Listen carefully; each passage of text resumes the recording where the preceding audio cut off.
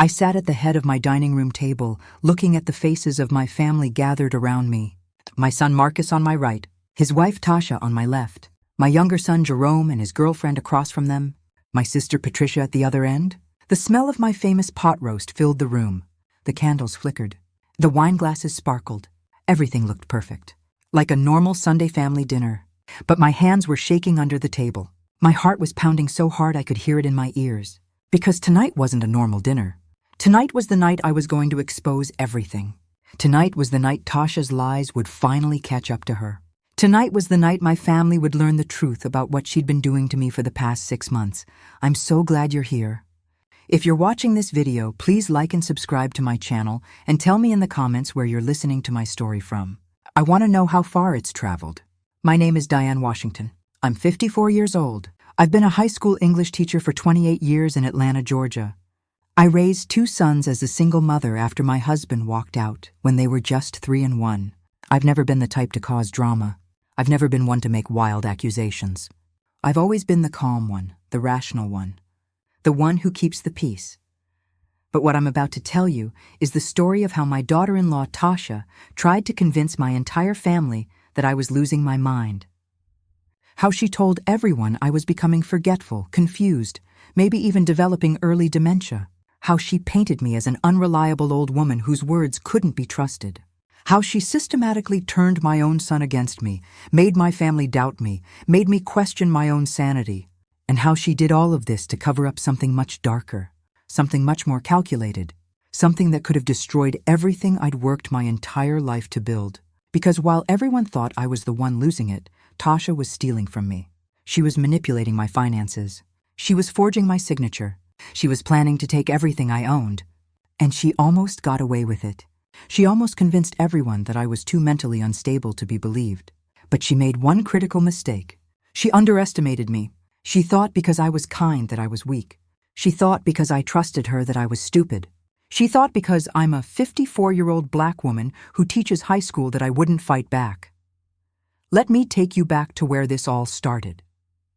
Let me show you how the lies began. Let me walk you through every manipulation, every gaslighting moment, every time she made me feel like I was going crazy.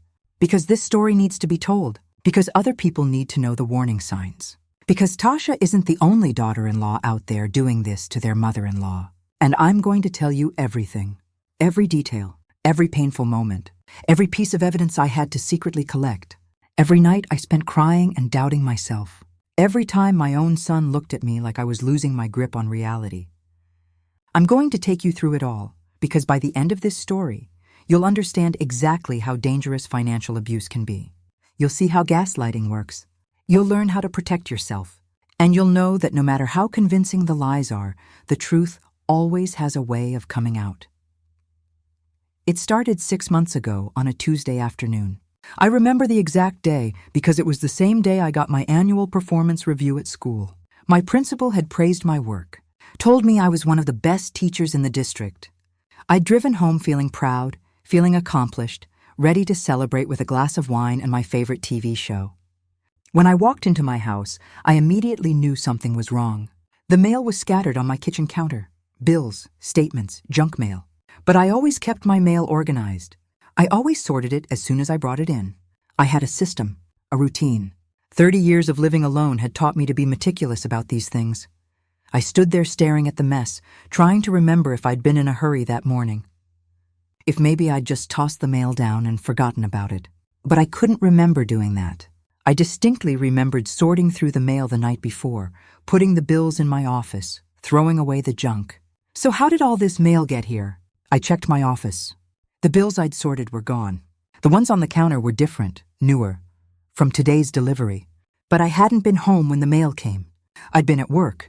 I walked through my house slowly, carefully, looking for other signs that someone had been there. Everything else seemed normal. Nothing was missing. Nothing was moved. Just the mail. I told myself I was being paranoid. Maybe I had forgotten. Maybe I was more tired than I thought. Maybe getting older meant these little memory slips were normal. That night, Marcus called. My oldest son, 32 years old, a software engineer, married to Tasha for 5 years.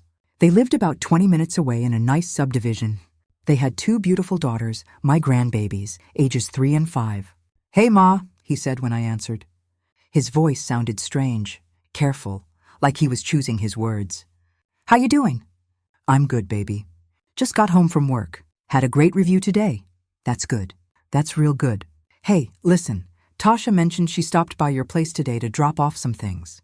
She said you gave her a key a while back." My stomach dropped. "What?" "No, I never gave Tasha a key to my house." There was a pause. A long, uncomfortable pause. "Ma, you sure?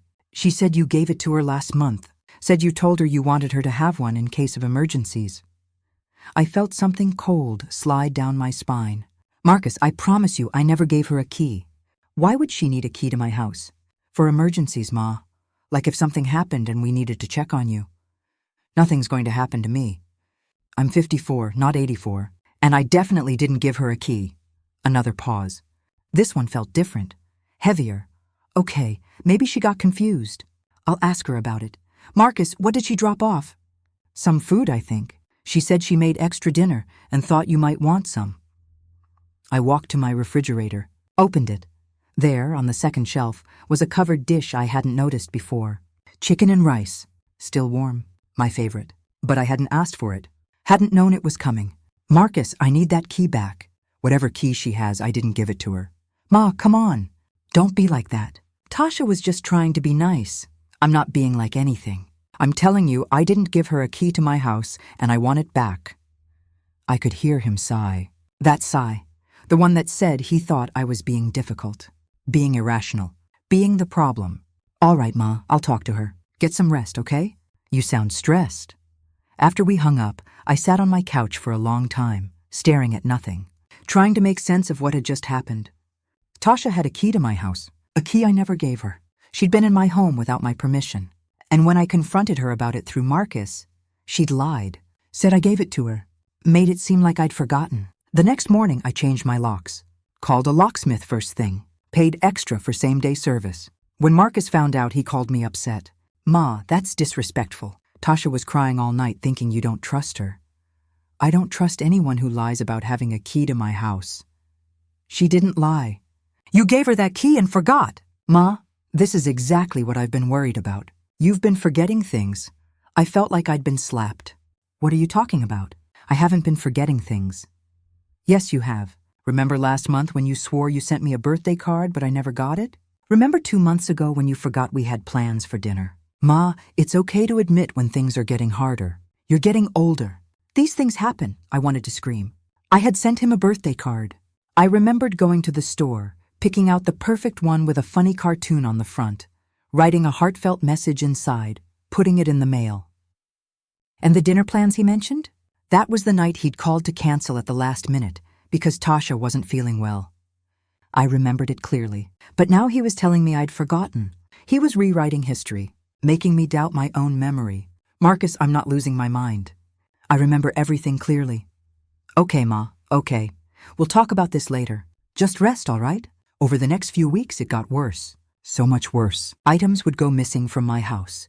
My favorite scarf. A pair of earrings my mother gave me.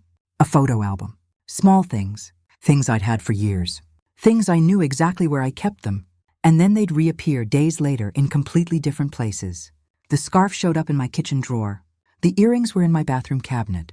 The photo album was under my bed. Every time something went missing and then reappeared, Marcus would get a call from Tasha, expressing concern, saying she was worried about me, suggesting maybe I should see a doctor, maybe get checked for early onset dementia, maybe consider having someone come stay with me. I started keeping a journal, writing down everything, every item that went missing, every time something strange happened, every conversation with Marcus, every suggestion Tasha made. I dated everything, timed everything, took pictures, because I knew what was happening. I knew I was being gaslighted. I'd read about it, seen movies about it, taught my students about it when we studied psychological manipulation in literature. But experiencing it firsthand was different. It was insidious. It made me question everything, made me wonder if maybe everyone else was right. Maybe I was forgetting things. Maybe I was losing it.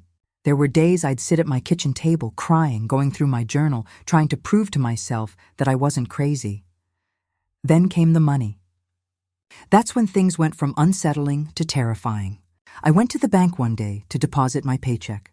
The teller, a young woman named Keisha who I'd known for years, looked at my account on her computer and frowned. "Mrs. Washington, I wanted to check with you about these withdrawals." "What withdrawals?" "You've had several large withdrawals over the past month. 2,000 here, 1,500 there. Another 3,000 last week." My heart stopped. "I didn't make any withdrawals." Keisha's expression changed. "Became careful, gentle, the way you talk to someone you think might be confused. Mrs. Washington, they're all showing as in-person withdrawals. Someone came into the branch with your ID and withdrawal slips. Are you sure you didn't come in?" "Keisha, I promise you, I haven't withdrawn any money. Can you show me the surveillance footage?" She hesitated. "I can't show you that without manager approval. But Mrs. Washington, the person who made these withdrawals, knew your account number, had your ID, signed your name. If it wasn't you, then someone is stealing from me." I said it out loud. Made it real. Someone was stealing from me. I demanded to see the manager, demanded to see the footage, filed a fraud report. The manager, Mr. Patterson, reviewed the withdrawals with me. "Mrs. Washington, I have to be honest. The signatures match yours. The ID looked legitimate. The person knew your security questions. Are you absolutely sure you didn't make these withdrawals and forget?" There it was again, that assumption that maybe I was just forgetting. "I'm absolutely sure. I want to see the video footage." He pulled it up on his computer, turned the screen toward me, and there she was, Tasha, clear as day, walking into the bank, going to the counter, handing over paperwork, walking out with my money. My daughter-in-law had been stealing from me. I sat in that manager's office, staring at the video, feeling like I couldn't breathe. "That's my daughter-in-law," I said quietly. Mr. Patterson looked uncomfortable. "Mrs. Washington, did you give her permission to access your account?" "Absolutely not." "Do you have a power of attorney agreement with her? Any legal documentation?" "No, nothing. I never authorized any of this." He nodded slowly. "Then we need to file a police report. This is identity theft and fraud." I filed the report that same day, gave them everything. The video footage, the forged signatures, the withdrawal slips. The police officer taking my statement was a young black man named Officer Davis. He listened carefully, took detailed notes, but I could see the question in his eyes. "Mrs. Washington, I have to ask, is there any possibility you gave your daughter-in-law permission to do this and don't remember?" I looked him straight in the eye. "Officer Davis, I'm a high school teacher. I have 300 students. I remember all their names, their faces, their learning styles. I grade hundreds of essays every month. I manage my classroom, my finances, my entire life without any help. I did not give her permission. She stole from me." He nodded. "Okay, we'll investigate. But I should warn you, cases like this within families can be complicated, especially if she claims you gave verbal permission." "She's been gaslighting me," I said.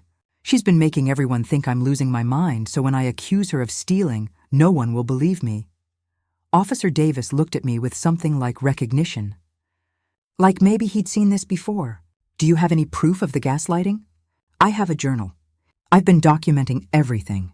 That journal became my lifeline. Every strange occurrence, every missing item, every conversation where Marcus told me I was forgetting things, every time Tasha expressed fake concern about my mental health.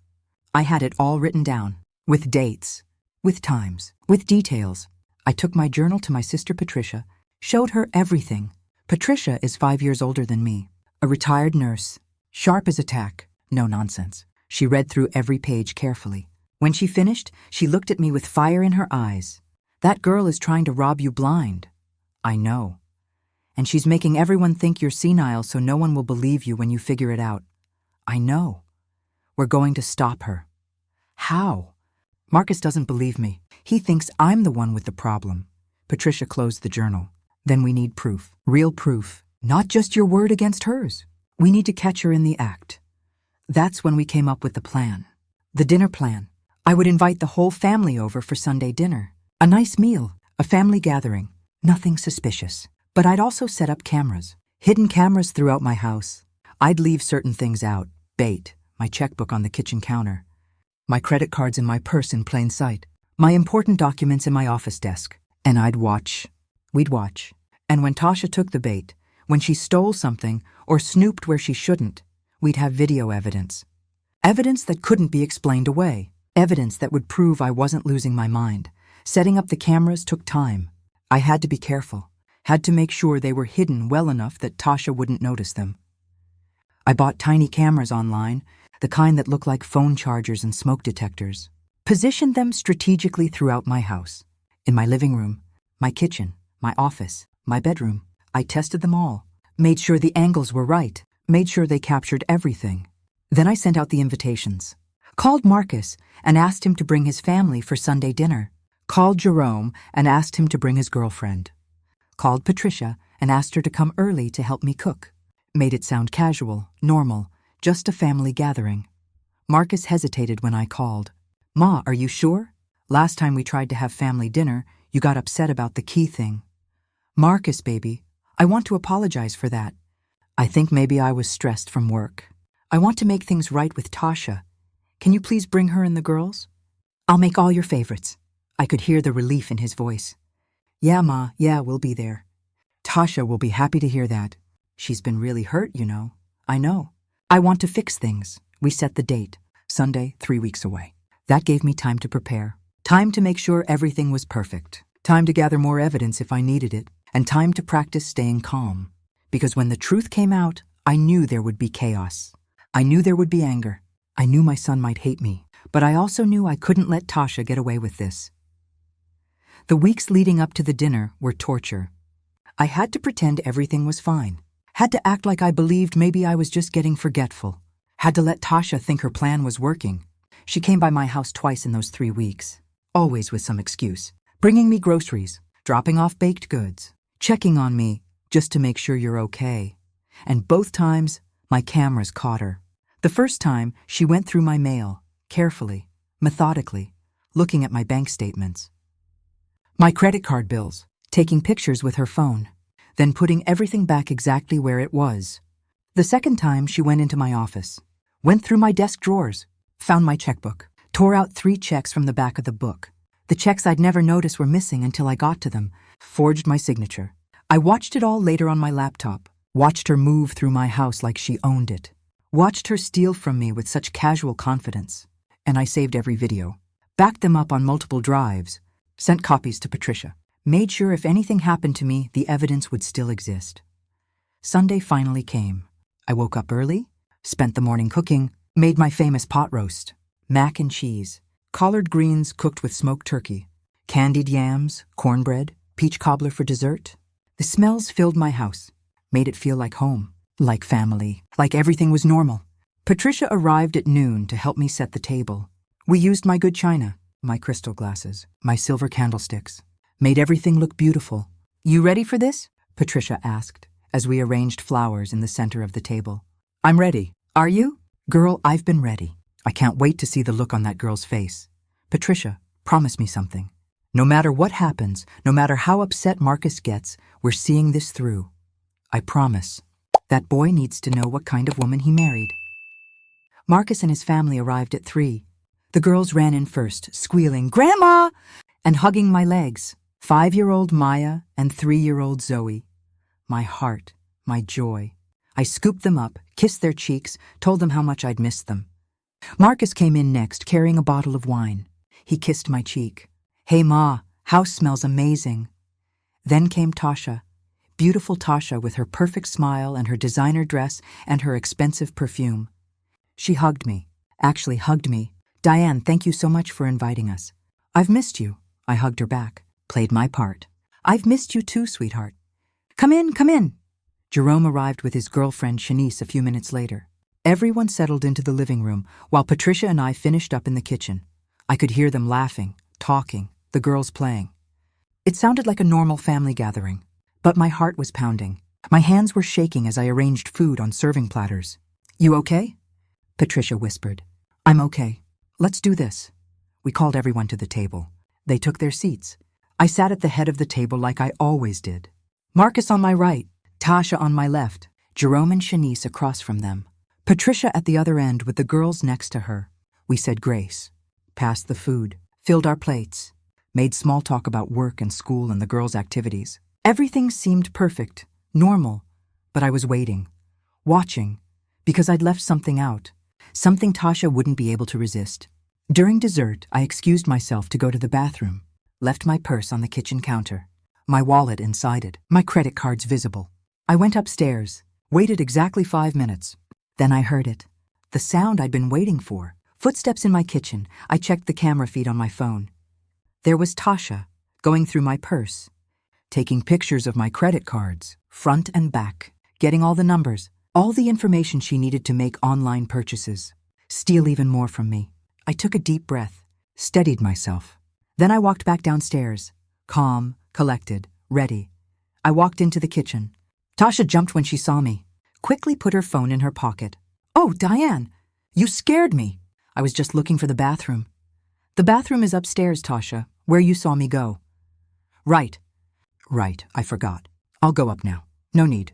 I think we should all sit back down. I have something to share with the family." Her face went pale, just for a second. Then she recovered, smiled. "Of course. Let me help you bring out the cobbler. It's already out. Come on." I took her arm, gently, guided her back to the dining room. Everyone was laughing about something Jerome said. They looked up when we walked in. "Everything okay, Ma?" Marcus asked. "Everything's fine, baby. Actually, I have something important to discuss with all of you." The laughter stopped. Everyone looked at me. Patricia caught my eye, gave me a small nod. "What's going on, Diane?" Tasha asked. Her voice was so sweet, so concerned, so fake. I pulled out my phone, connected it to my TV. The screen lit up with the camera feed from 10 minutes ago. Tasha going through my purse, photographing my credit cards. The room went silent, dead silent. Marcus stared at the screen. "What is this?" "This," I said calmly, "is your wife stealing my credit card information." "About 5 minutes ago, in my kitchen." Tasha's face went from pale to red. "I wasn't stealing anything. I was just what? Just photographing my credit cards for fun?" I switched to another video, this one from 2 weeks ago. Tasha going through my mail. "This is you going through my private mail. Taking pictures of my bank statements." Another video.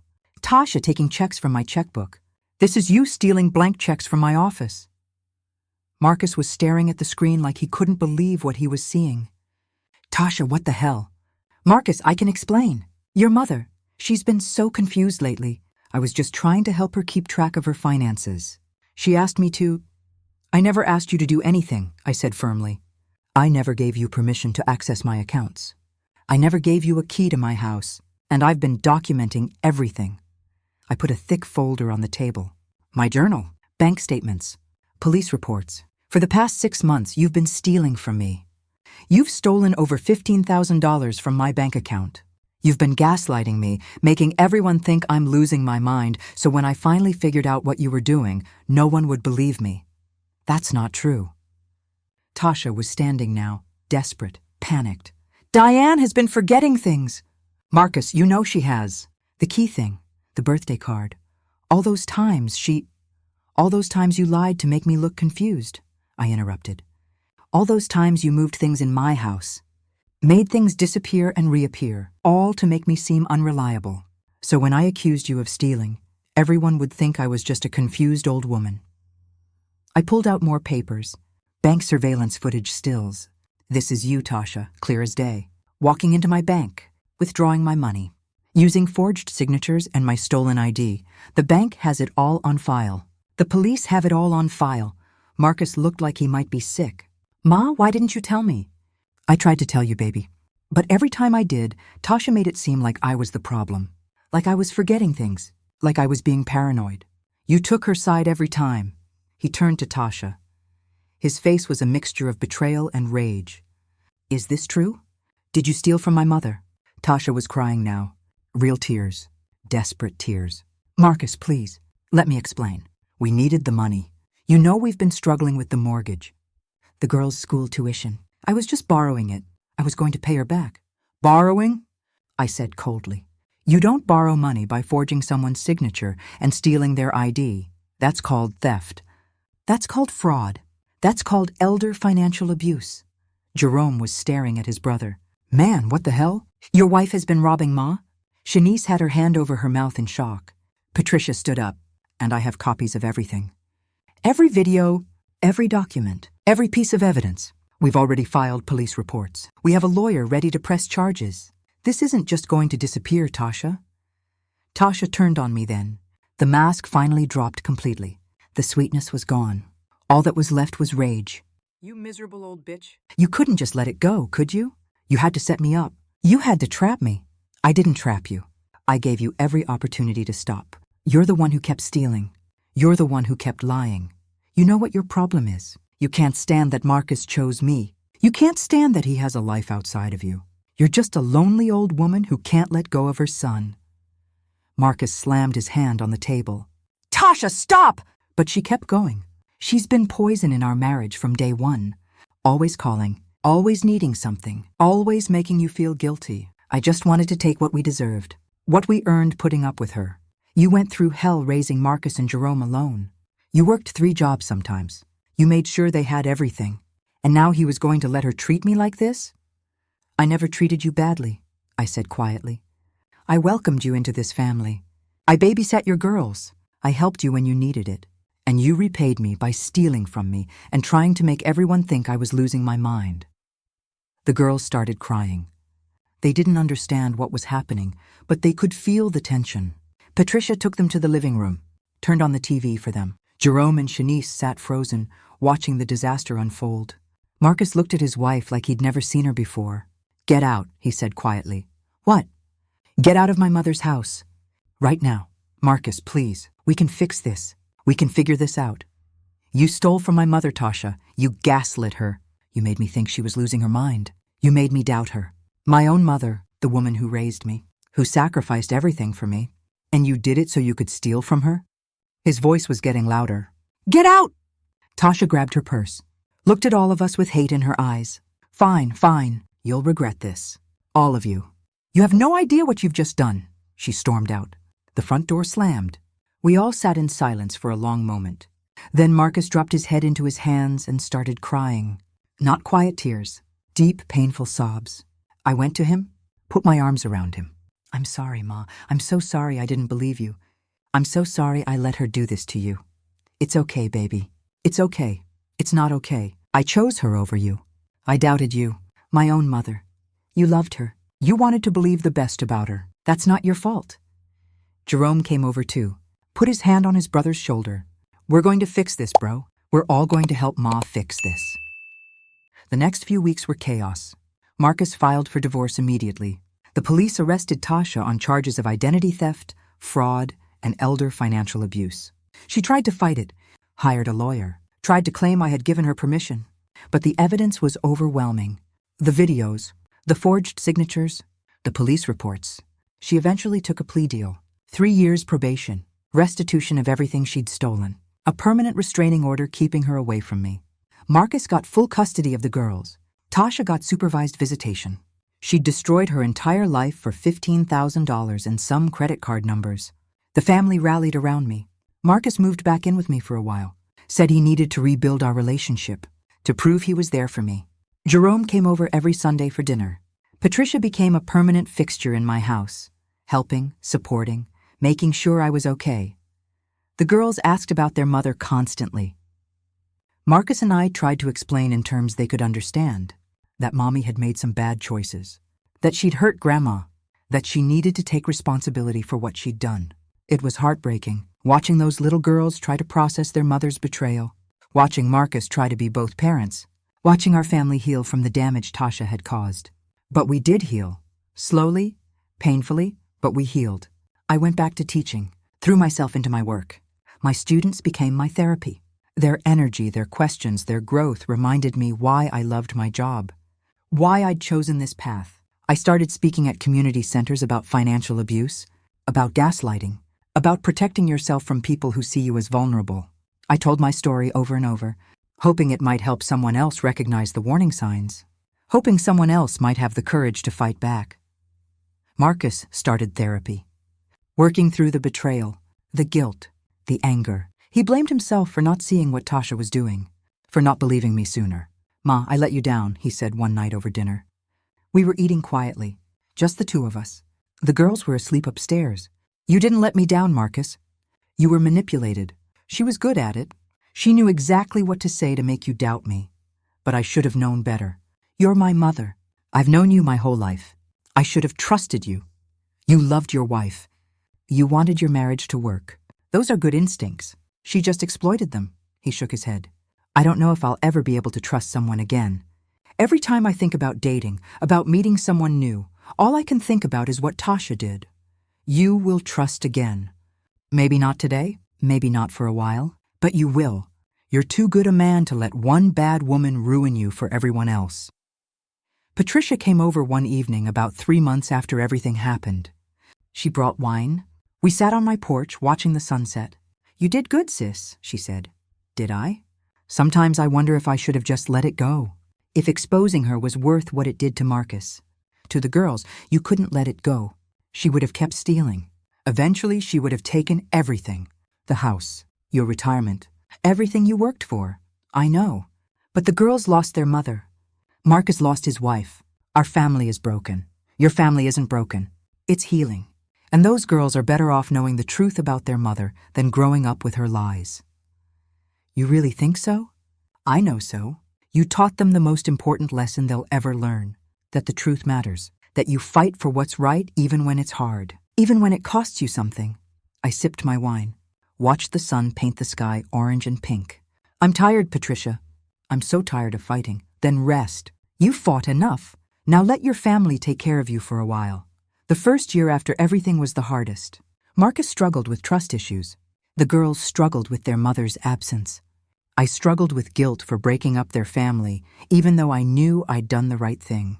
We all went to family therapy together, sat in a counselor's office once a week, and talked about our feelings, about the betrayal, about how to move forward. The therapist, Dr. Williams, was a kind black woman in her 60s. She reminded me of my own mother. Diane, she said during one session, you need to let go of the guilt. You didn't break up this family. Tasha did. You protected yourself. You protected your assets. You did what any strong woman would do. But Marcus and the girls are suffering. They're suffering because of Tasha's choices, not yours. You can't take responsibility for someone else's actions. Marcus spoke up. Ma, Dr. Williams is right. I don't blame you. I never blamed you. I blame myself for not seeing it sooner. You couldn't have known, baby. But I should have trusted you. The woman who raised me, who never lied to me, who always had my back. Instead, I trusted a woman I'd only known for 5 years. I chose her word over yours. That's on me, not you. Jerome had been quiet during most of these sessions. But that day he finally spoke. Ma, you taught me something important through all this. You taught me that being kind doesn't mean being weak. You let Tasha think you were an easy target. You played along. You gathered your evidence. And then you struck when you had everything you needed. That's not weakness. That's strategy. That's strength. I looked at my 2 sons. My babies, grown men now. I just wanted to protect you both. That's all I've ever wanted. Shanice, Jerome's girlfriend, who'd been coming to some of our sessions, leaned forward. Miss Diane, can I say something? Of course, honey. What you went through, what Tasha did to you, it's not uncommon. My aunt went through something similar with her son-in-law. He convinced everyone she had dementia so he could take control of her finances. By the time the family realized what was happening, he'd stolen over $100,000. She lost her house. The room went quiet. What happened to her? I asked. She lives with my mother now. Lost everything. And because he'd convinced so many people she was mentally incompetent, it was hard to prove the abuse in court. He got away with most of it.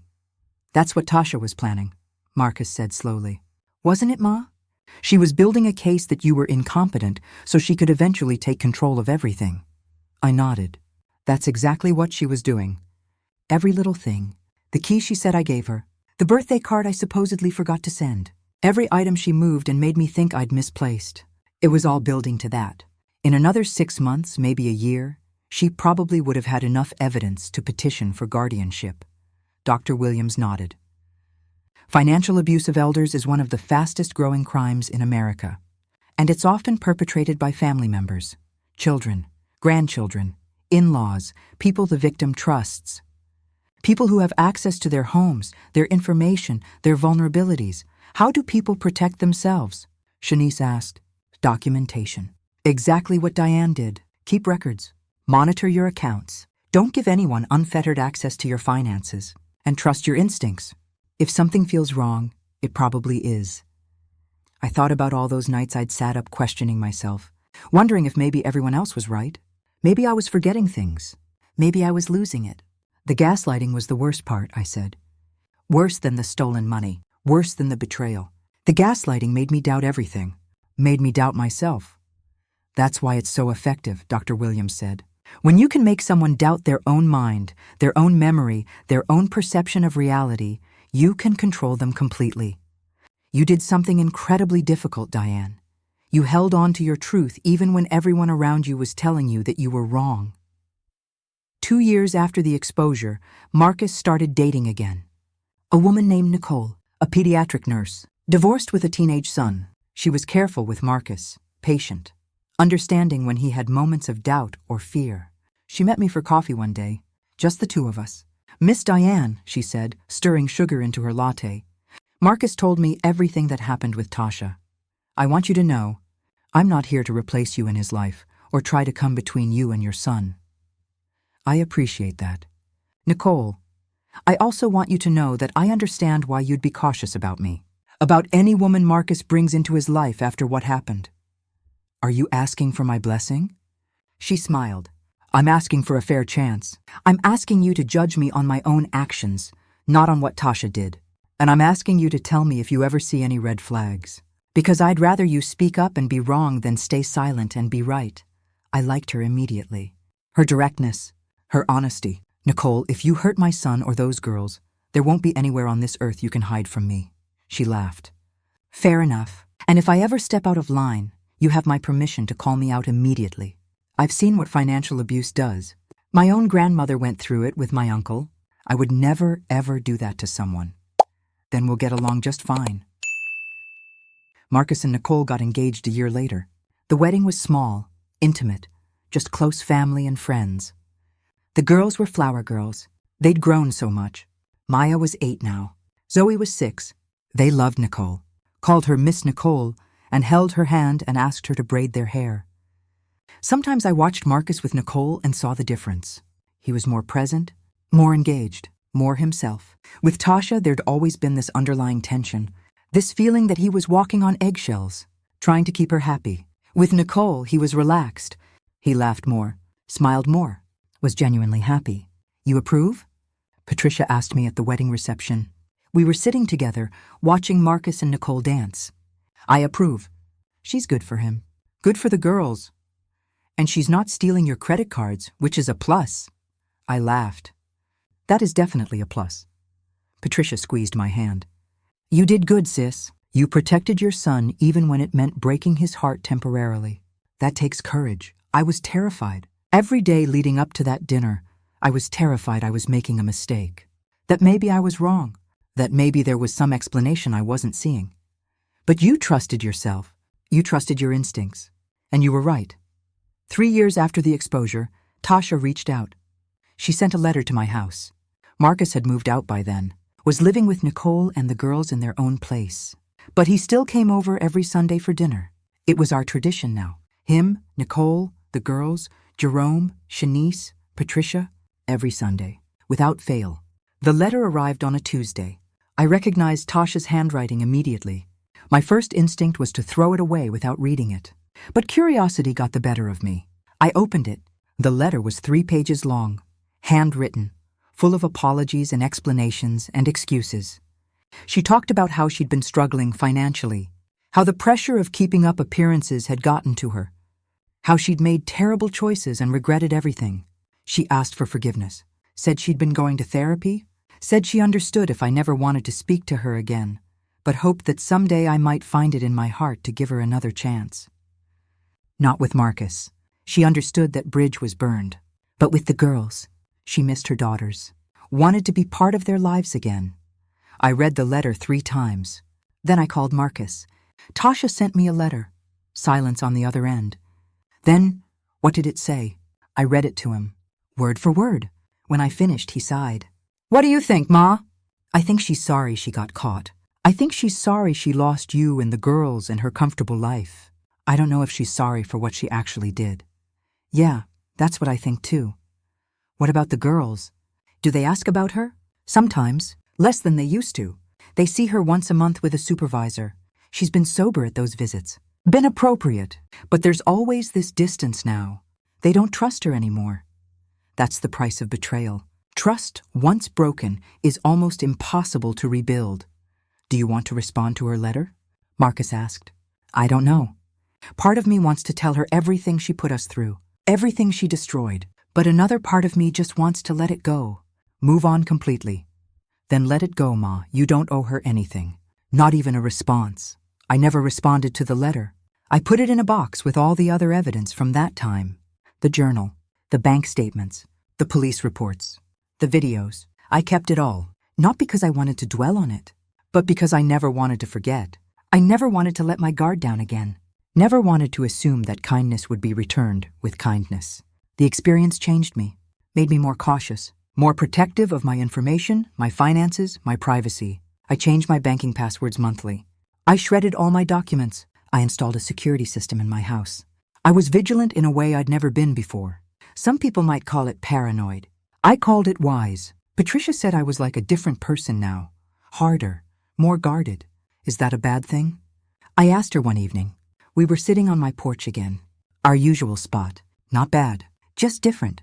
You used to be so open, so trusting. Now you question everything. Can you blame me? No, not at all. But I don't want you to close yourself off completely. Don't let what Tasha did turn you bitter. I'm not bitter. I'm just careful. There's a difference between being careful and being closed off. Don't forget that. 4 years after the exposure, I retired from teaching. I'd planned to work until I was 60, but after everything that happened, I realized life was too short. I wanted to travel. I wanted to spend time with my grandchildren. I wanted to enjoy the money I'd worked so hard for instead of just protecting it. Marcus threw me a retirement party, invited my colleagues, my friends, my family. People stood up and told stories about me, about the teacher who stayed late to help struggling students, who bought school supplies with her own money for kids who couldn't afford them, who believed in every single student who walked through her door. Miss Washington changed my life, one former student said. He was in his 20s now, a teacher himself. I was failing everything my sophomore year, ready to drop out.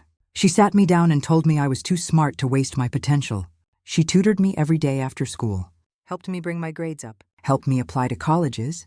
I wouldn't be standing here without her. I cried during that speech. Happy tears, proud tears, because that's what it was all about. The impact, the legacy, the lives you touch. Tasha had tried to take my money, my dignity, my sanity, but she couldn't take that. She couldn't take the years of work I'd put in, the students I'd helped, the difference I'd made. The girls were 10 and 8 now. Smart, beautiful, resilient. They'd adapted to their new life with remarkable grace. They called Nicole Mommy Nicole to differentiate her from Mommy Tasha. They saw Tasha twice a month now, unsupervised visits. Tasha had completed her probation, had paid back every penny she'd stolen with interest, had stayed out of trouble, but the relationship would never be what it was. The girls loved her, but they didn't trust her. Not completely. Grandma, Maya asked me one day while I was braiding her hair, why did Mommy Tasha steal from you? I'd been dreading this question for years. Knew it would come eventually. But I still wasn't prepared. Honey, sometimes people make bad choices. Sometimes they're scared or desperate, and they do things they know are wrong. But you're her family. You don't steal from family. You're right, you don't. But your mommy was going through some things. She wasn't thinking clearly. She made mistakes. Are you still mad at her? I thought about it. Was I still mad? No, baby. I'm not mad anymore. I'm sad about what happened. Sad about how things turned out. But I'm not mad. Do you think you'll ever be friends again? I don't know. Maybe someday. But right now, we're just focused on moving forward, on making sure you and Zoe are happy and healthy. That's what matters most. 5 years after the exposure, I sold my house. The house I'd lived in for 23 years. The house where I'd raised my boys. The house where everything with Tasha had happened. I needed a fresh start. Needed a place that didn't have memories in every corner. I bought a smaller house closer to Marcus and Nicole. A cute bungalow with a big front porch and a garden in the back. The girls helped me decorate. Picked out paint colors for the guest room where they'd sleep when they stayed over. Helped me arrange furniture. Made it feel like home. On moving day, Marcus helped me pack up the last boxes. We were in my old kitchen.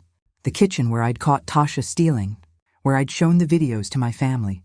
Where everything had fallen apart and then slowly come back together. You okay, Ma? Marcus asked, seeing me staring at the empty room. I'm okay, just thinking about everything that happened here, all the good memories and the bad ones. More good than bad, though, right? Yes, definitely more good than bad. He put his arm around me. Thank you for fighting for us, for not letting Tasha destroy everything, for being strong enough to stand up to her even when it cost you. You don't have to keep thanking me, Marcus. I'm your mother. Protecting you is what I do. I know. But I want you to know that I see you. I see everything you sacrificed, everything you went through, and I'm grateful every single day. We locked up the house one last time, drove to my new place, started the next chapter. Life moved on. The seasons changed. The girls grew.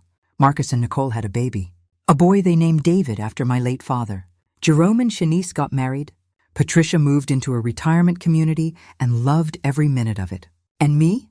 I traveled, went to Europe, to Africa, to the Caribbean, saw places I'd only dreamed about when I was working 3 jobs and raising 2 boys alone.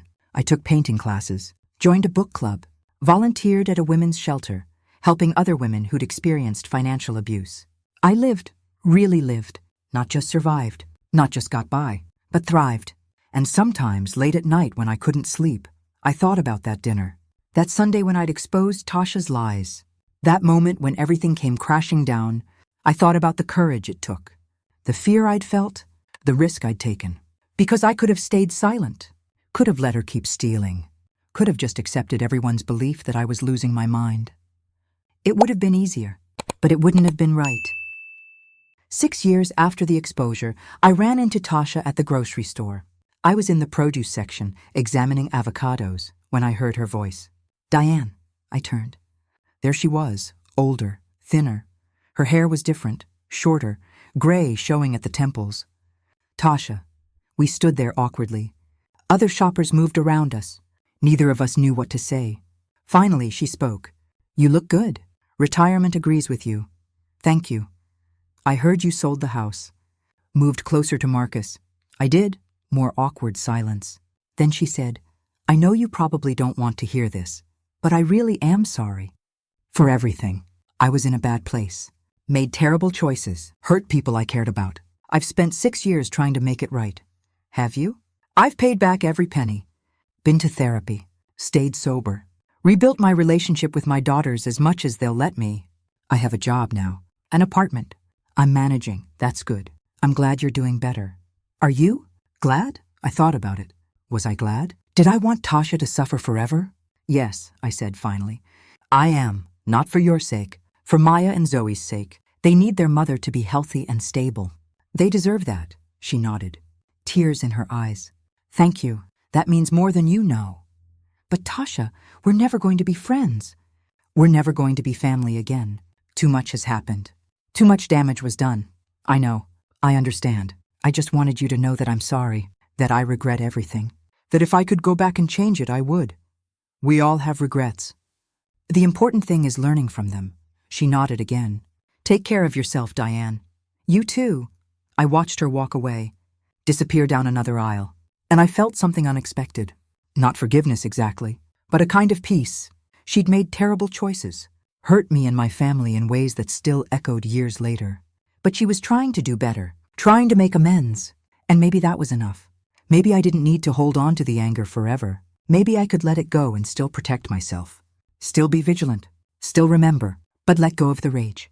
I finished my shopping, drove home to my little bungalow, made dinner for Marcus and Nicole and the kids, held baby David and marveled at how perfect he was, laughed at the girls' stories about school, felt grateful for this moment, this family, this life I'd fought so hard to protect. That night, before bed, I pulled out my old journal, the one I'd kept during those terrible 6 months.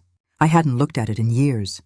I read through it slowly, remembered the fear, the doubt, the determination.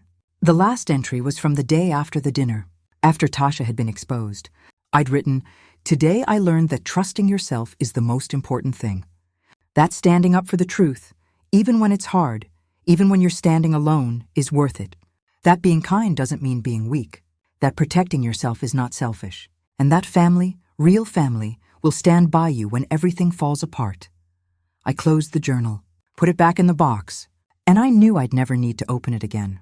The lessons were learned. The battle was won. The healing was done. 7 years after the exposure, Maya graduated from high school, top of her class, full scholarship to college. She gave a speech at graduation about resilience, about overcoming adversity, about learning from the broken pieces of your life and building something beautiful.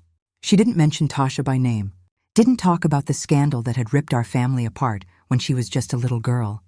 But I knew, we all knew, that experience had shaped her, made her stronger, more determined, more careful with her trust, but more generous with her love. After the ceremony, she found me in the crowd, hugged me tight. "Thank you, Grandma," she whispered in my ear, "for protecting us, for teaching us to be strong, for showing us that the truth matters." I held her close. This beautiful young woman who'd weathered so much, who'd come out the other side stronger and wiser and kinder. "You did that yourself, baby. You chose to learn from it. You chose to grow. That's all you. But I learned it from you, from watching you fight, from seeing you stand up even when everyone thought you were wrong. That's the greatest lesson you ever taught me." That's when I knew. That's when I understood. All the pain, all the fear, all the nights of doubt and the days of fighting. It was worth it.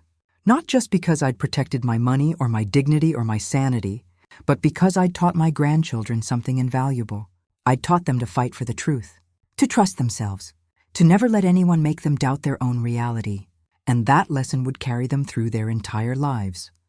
Standing there in that graduation crowd, holding Maya and watching Zoe wave at me from across the lawn, watching Marcus and Nicole beam with pride, feeling Jerome's hand on my shoulder, I felt something I hadn't felt in years.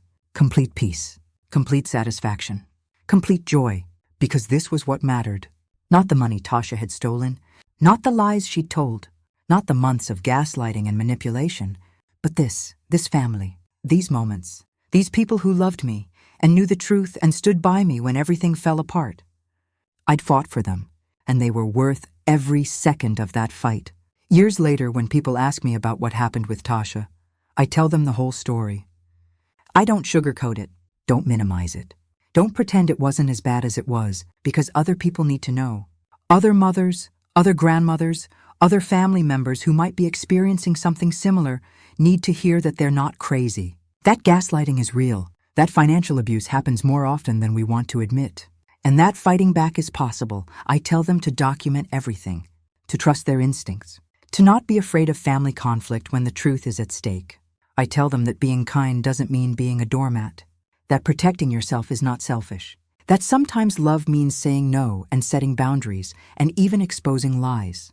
And I tell them about that dinner, about the moment I pressed play on those videos and watched Tasha's world crumble, about the fear I'd felt and the courage it took and the aftermath that followed. Because that moment changed everything. It saved my finances. It saved my sanity. It saved my relationship with my son. And it taught my entire family a lesson about truth and consequences, and the importance of standing up for what's right. Looking back now, years later, I can see the whole picture. I can see how Tasha's manipulation was slow and calculated, how she started small with the key, testing to see if I'd notice, if I'd push back. When I didn't initially, she got bolder. The missing items, the moved objects, the gaslighting comments through Marcus. She was building a case, creating a narrative, setting up a situation where eventually she could claim I was incompetent and take control of everything I owned. It was methodical. It was cruel. It was frighteningly effective. If I hadn't trusted my instincts, if I hadn't started documenting, if I hadn't fought back, I would have lost everything. My house, my savings, my retirement, my dignity, my relationship with my children, everything. And I would have been left in some facility somewhere, labeled as a confused old woman with dementia, while Tasha enjoyed the fruits of my life's work. That's the reality of elder financial abuse. That's what happens when people see seniors as easy targets, as confused, as vulnerable, as too proud or too scared to fight back. But I fought back. I was scared. I doubted myself. I questioned everything. But I fought back. And I won. Not because I was special or particularly brave or unusually smart, but because I trusted myself. Because I refused to accept everyone else's narrative when I knew the truth. Because I documented everything and gathered evidence and waited for the right moment. And that's what I want you to take away from this story. If something feels wrong, trust that feeling. If someone is trying to make you doubt your own mind, your own memory, your own perception of reality, that's abuse.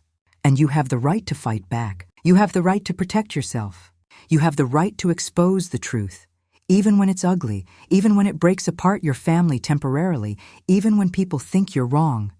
Because at the end of the day, the truth matters. Your dignity matters. Your life's work matters. And no one has the right to take any of that from you. No one, not even family, especially not family. Today I'm 61 years old. 7 years have passed since that dinner. 7 years of healing and growth and building something new. My family is stronger now. Not despite what happened, but because of it. We learned who we could trust. We learned the importance of believing each other. We learned that love sometimes means hard conversations and difficult truths and standing up to the people we care about. Marcus is a better father because of what happened. More present, more aware, more careful about who he lets into his children's lives. Nicole is a wonderful stepmother and now mother to baby David. She treats my grandchildren like they're her own. The girls are thriving. Maya's in college. Zoe's in high school. Both smart, both strong, both carrying forward the lessons they learned from watching their family fall apart and come back together. Jerome and Shanice are talking about having kids, building their own family with the lessons they learned from ours. Patricia is healthy and happy, still my rock, still my best friend, still the person I call when I need to talk. And me? I'm living my best life, traveling, volunteering, spending time with my family, enjoying my grandchildren, building new memories that don't involve betrayal or manipulation or fear. I wake up every morning grateful for the courage I found when I needed it. Grateful for the family that stood by me once they knew the truth. Grateful for the peace that came after the storm. And sometimes, when I'm sitting on my porch watching the sunset, I think about Tasha. About the choice she made that destroyed her marriage and her relationship with her children. About the consequences that are still rippling through her life 7 years later. And I feel something unexpected. Not quite forgiveness, but not anger either. Just a kind of sad recognition that she destroyed her own life. That the choice was hers.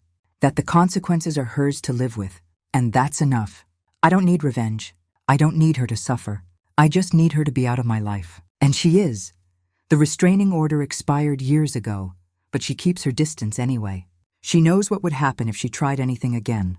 She knows I'm vigilant now, protected, surrounded by people who believe me and support me. She lost her easy target, lost her victim, and she'll never get that back. So if you're watching this video and you see yourself in my story, if you recognize the gaslighting or the financial manipulation or the slow erosion of your reality, please hear me. You're not crazy. You're not losing your mind. You're being abused, and you deserve better. Document everything. Trust yourself. Gather your evidence. And when you're ready, fight back. It won't be easy. It might tear apart your family temporarily. People might not believe you at first. You might doubt yourself 1,000 times. But the truth has a way of revealing itself. And when it does, you'll be glad you fought. You'll be glad you didn't give up. You'll be glad you trusted yourself. Because at the end of the day, you're worth fighting for. Your dignity is worth protecting. Your life's work is worth defending. And no one, absolutely no one, has the right to take any of that from you. Thank you for listening to my story. Thank you for being here. And remember, you're stronger than you think, braver than you believe, and worthy of respect and truth and love, always. Did you like my story? Which city are you listening from? Let's meet in the comments. If you enjoyed this story, you can support me by sending a super thanks so I can keep bringing more stories like this. Thank you so much for your sweet support. I'm looking forward to your comments on the story. On the screen, you can see 2 new life stories that I highly recommend. There's so much more on my channel. Don't forget to subscribe. See you in the next life story. With love and respect.